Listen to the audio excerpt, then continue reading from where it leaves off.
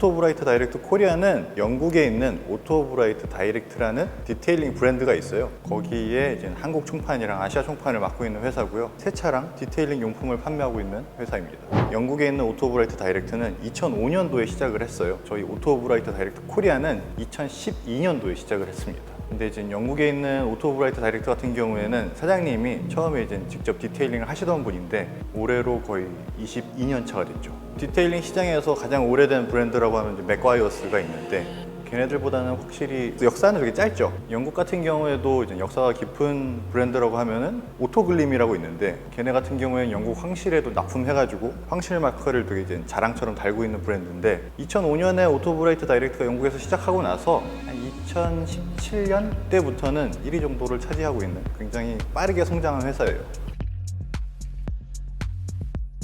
디테일링은 자동차를 부품 교체 없이 경정비 없이 다시 신차 상태로 복원하는 모든 작업을 디테일링이라고 그래요. 그 안에 세차도 포함이 되죠.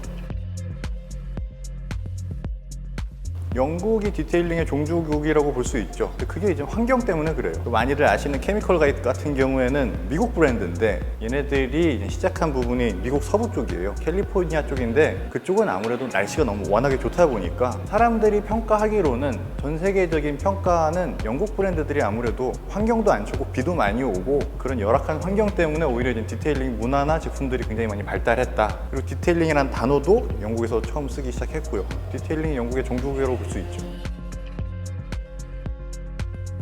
첫 번째는 PPF고요. 두 번째는 유리막 코팅이고 세 번째가 왁스입니다. 비싼 순서대로 좋습니다. PPF를 했더라도 디테일링 하는 게 좋죠. 요즘은 좀 많이 완화됐는데 제가 알기로는 몇 년 전까지 나온 PPF는 자외선에 많이 노출되면 황변이라는 게 와요. 필름이 약간 누렇게 변합니다. 필름 위에다가 일반 자동차에다 바르는 왁스나 실런트 같은 코팅제를 바르면은 얘네들이 자외선 차단 기능이 있기 때문에 황변 오는 게 지연되죠. 그래서 아무래도 이제 PPF 시공을 했더라도 세차하고 그다음에 왁스 같은 걸 발라주는 게 도움이 되긴 됩니다.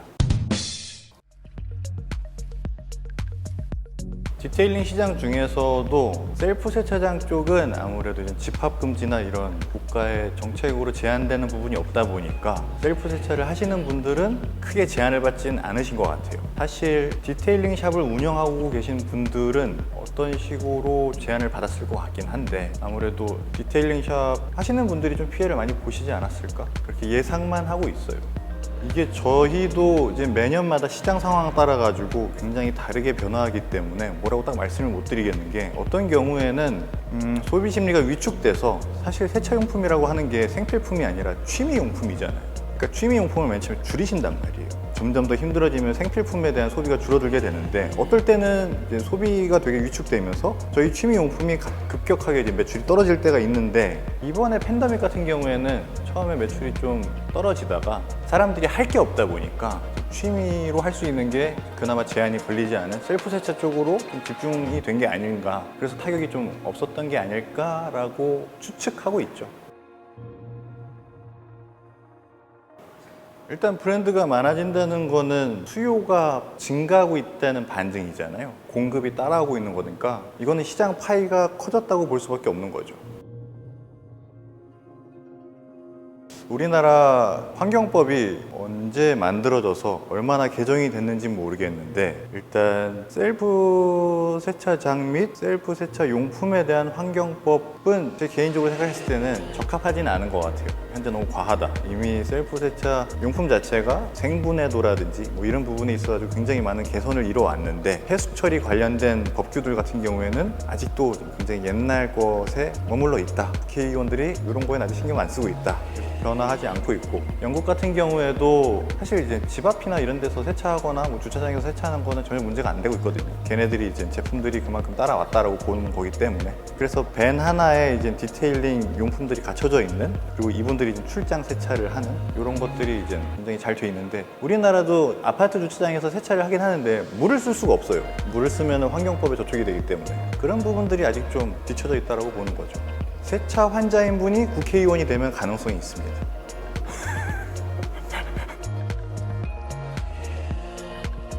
유리막 코팅은 굉장히 성능이 좋은 코팅제예요. PPF 필름 같은 경우에는 손상이 돼도 뜨거운 물을 부으면 자가 복원이 될 정도의 우리가 알고 있는 그 플라스틱 필름을 갖다가 붙이는 거죠. 근데 유리막 코팅이라고 하면은 이거는 안에 포함되어 있는 애가 규소가 있어요. 근데 유리의 주성분이 규소다 보니까 일본에서 이 코팅제를 만들 때 굉장히 마케팅을 잘한 거죠. 유리 성분 중에 하나가 들어가 있으니까 이걸 유리막 코팅이라고 이름을 딱 지어버린 거예요. 사람들이 생각할 때는 그걸 하면은 아, 유리층이 도장면 위에 딱 씌워지는구나, 우리 유리 긁어도 기스 안 나잖아. 근데 그게 아니에요. 전혀 다른 겁니다. 그냥 성능이 좋고 오래가는 왁스랑 똑같은 거예요.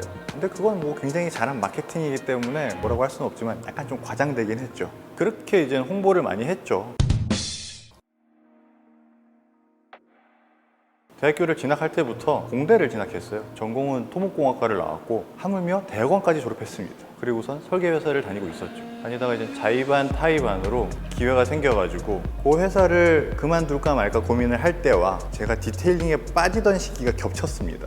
스노우폼 세차라는 게 한국에서도 이제 막 시작하고 유행할 때였는데 스노우폼 세차할 때 좀 만족스러운 샴푸가 없다 보니까 아, 여기 뭐가 있지 찾다가 지금 이제 제가 수입하고 있는 오토브라이트 다이렉트의 매직폼이라는 샴푸를 알게 된 거예요. 제가 직구를 해서 써봤는데 너무 좋더라고요.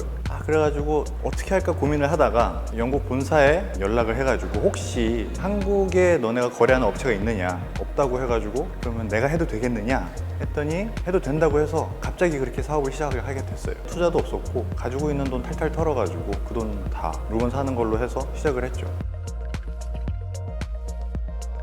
유튜브에 제가 쓰는 시간은 한 10에서 20% 정도 쓰고 있는 것 같아요. 확실히 마케팅 효과를 보고 있기 때문에 유튜브 채널을 운영을 하는 거죠. 유튜브를 시작한 이유는 사람들이 셀프 세차를 처음에 하려고 해도 막상 시작하기가 두려운 이유가 했다가 이제 실수하면 어떡하지? 실패하면 어떡하지? 뭐 힘들면 어떡하지? 등등 여러 가지 이유가 있는데 이거를 상쇄시켜 줄 수 있는 게 교육이라고 생각을 하거든요. 그렇기 때문에 저희가 유튜브 채널을 통해 가지고 셀프 세차하는 방법이랑 셀프 세차할 때 도움이 될 만한 팁들에 대한 정보를 드리는 거죠. 숙련자가 나와서 하다 보면은 좀 능숙하게 하잖아요. 그게 가장 중요해요. 아, 저거 별로 어렵지 않구나 라고 해서 사람들이 이제 도전을 할 때 진입 장벽을 좀 낮추는 효과가 있게 만들려고 유튜브 채널을 하는 거죠. 네.